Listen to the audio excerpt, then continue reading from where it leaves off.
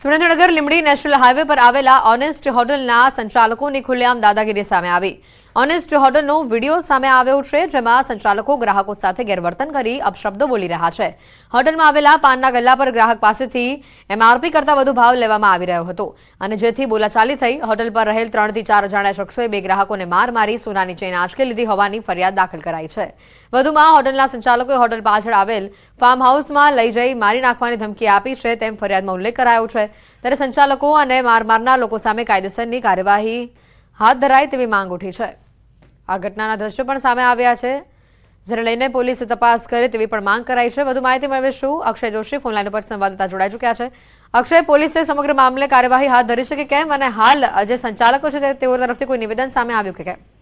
જી, ચોક્કસથી વાત કરવામાં આવે તો જે એમઆરપી કરતા વધુ ભાવ વસૂલવાની ઘટના બની હતી લીંબડી હાઈવે પર આવેલ ઓનેસ્ટ હોટલમાં, તેને લઈ ગ્રાહક અને જે સંચાલક છે તેની વચ્ચે ઝપાઝપી અને ગાળાગાળી અને મારામારીના દ્રશ્યો સર્જાયા હતા। આ મામલે ભોગ બનનાર ગ્રાહક દ્વારા લીંબડી પોલીસ મથકમાં લેખિતમાં રજૂઆત કરવામાં આવી છે અને પોલીસ દ્વારા આ મામલે હાલ જે તપાસનો જે દોર છે એ આગળ વધારવાની કાર્યવાહી હાથ ધરી છે। પરંતુ હજુ સુધી હોટલના સંચાલક દ્વારા આ મામલે કોઈ સત્તાવાર નિવેદન આપવામાં આવ્યું નથી। પરંતુ ક્યાંક ને ક્યાંક તંત્રની મીઠી નજર હેઠળ સમગ્ર આજે વધુ ભાવ વસૂલવાની કામગીરી છે સંચાલકો દ્વારા થતી હોવાની પણ લોકોમાં ચર્ચા ઉઠી છે અને આ મામલે તંત્ર દ્વારા યોગ્ય કાર્યવાહી કરાય તેવી લોકોમાં માંગ ઉઠી છે।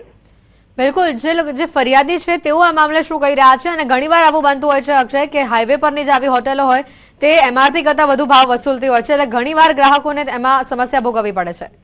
જી, ચોક્કસથી ખાસ કરીને જો લીંબડી ચોટીલા નેશનલ હાઈવે પરની વાત કરવામાં તો અનેક હોટલોમાં પાણીની બોટલથી લઈ દરેક જે નાની મોટી વસ્તુ છે વસ્તુના 1.5 થી 2 ગણા રૂપિયા વસૂલવામાં આવતા હોવાનું, તેમજ ખાસ કરીને રાત્રિના સમયે તો જેમ મોડી રાત થાય તેમ ભાવ વધુ વસૂલતા હોવાની ફરિયાદો ઉઠવા પામી છે અને આ મામલે તંત્ર દ્વારા કાર્યવાહીના નામે માત્ર કાગળ પર જ કામગીરી કરવામાં આવતી હોય તેવું લાગી રહ્યું છે અને હોટલના જે સંચાલકો છે એ બેફામ બની રહ્યા હોવાની પણ લોકોમાં ફરિયાદો ઉઠવા પામી છે।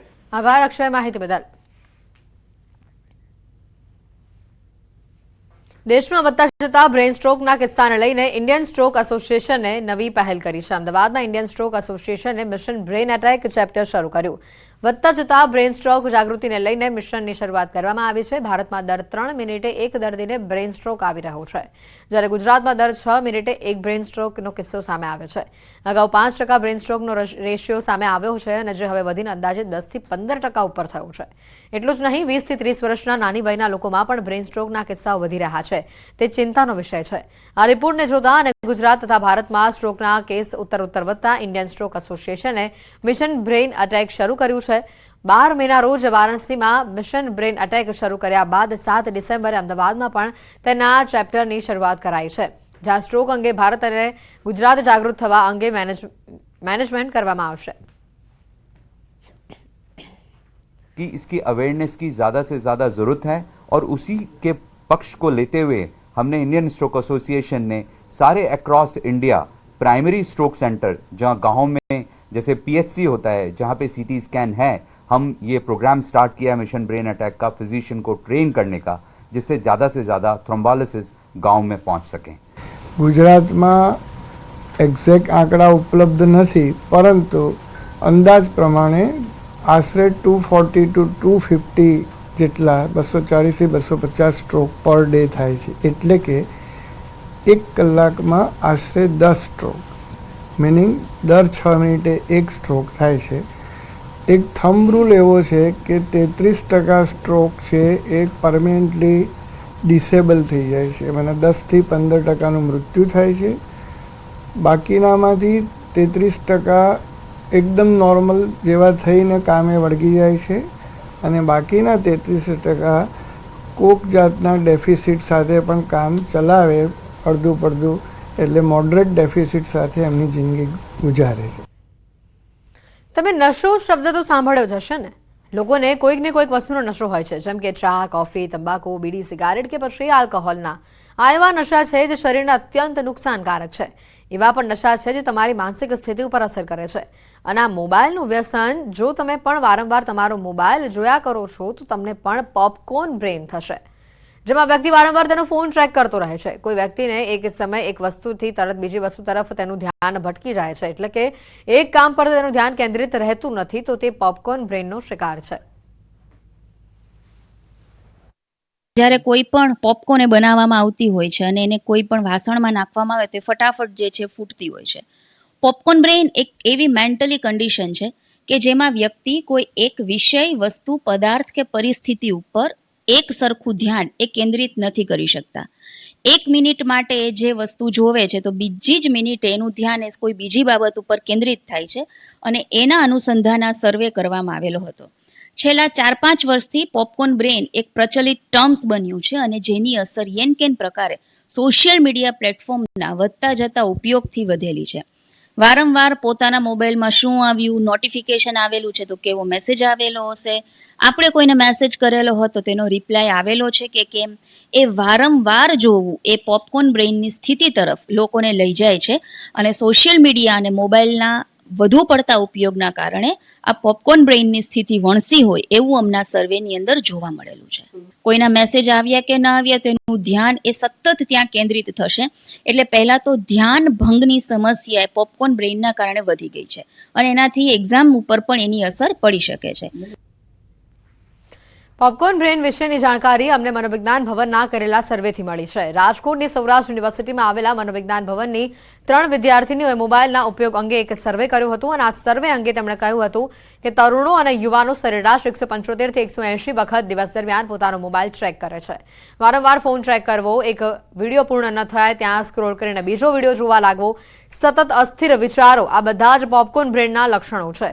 1364 લોકો પર સર્વે કરવામાં આવ્યો, જેમાં સામે આવ્યું છે કે 61.2% લોકોએ કહ્યું કે તેઓ પોતાનો ફોન વારંવાર તપાસે છે. 61.8% લોકોએ કહ્યું કે તેઓને કોઈ કાર્યમાં એકાગ્ર થવામાં મુશ્કેલી અનુભવાય છે. 57.1% લોકોએ કહ્યું કે વધારે મોબાઈલના ઉપયોગના કારણે તેમની યાદશક્તિમાં ઘટાડો થયો છે. 77.4% લોકોએ કહ્યું કે લાઇક અને કમેન્ટ્સ ન મળે તો નિરાશા અને એકલતાની ભાવના અનુભવાય છે.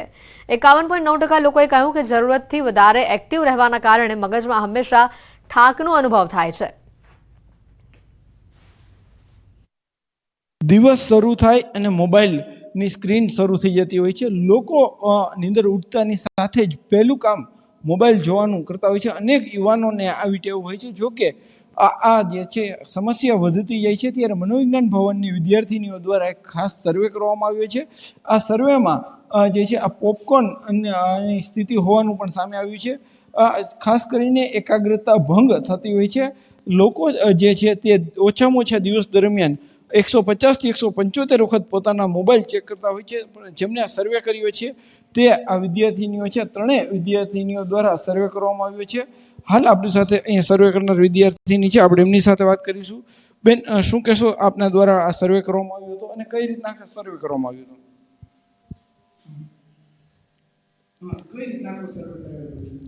પોપકોર્ન બ્રેઇન વિશે અમે લોકોએ સર્વે કર્યો છે. અમે લોકોએ 1364 લોકો ઉપર સર્વે કર્યો છે, જેમાં 180 થી 200 લોકો પોતાનો ફોન વારંવાર ચેક કરે છે અને 74% લોકો એવા છે કે જે પોતાનો મોબાઈલ કામ કરતી વખતે પણ વારંવાર ચેક કરે છે.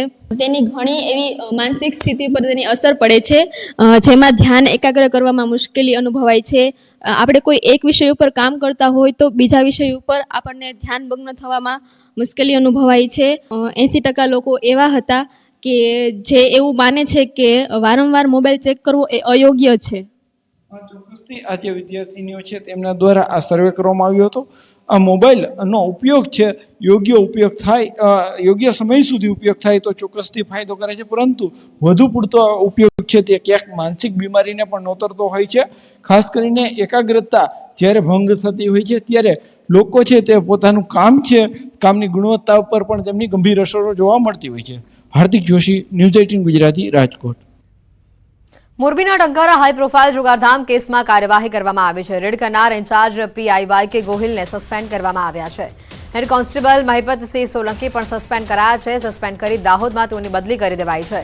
હાઈ પ્રોફાઇલ જુગારધામ મામલે SMC ટીમનો સપાટો સામે આવ્યો. સમગ્ર મામલે તપાસ કરતા અધિકારીઓની ગેરરીતિ જણાતા કાર્યવાહી કરવામાં આવી છે.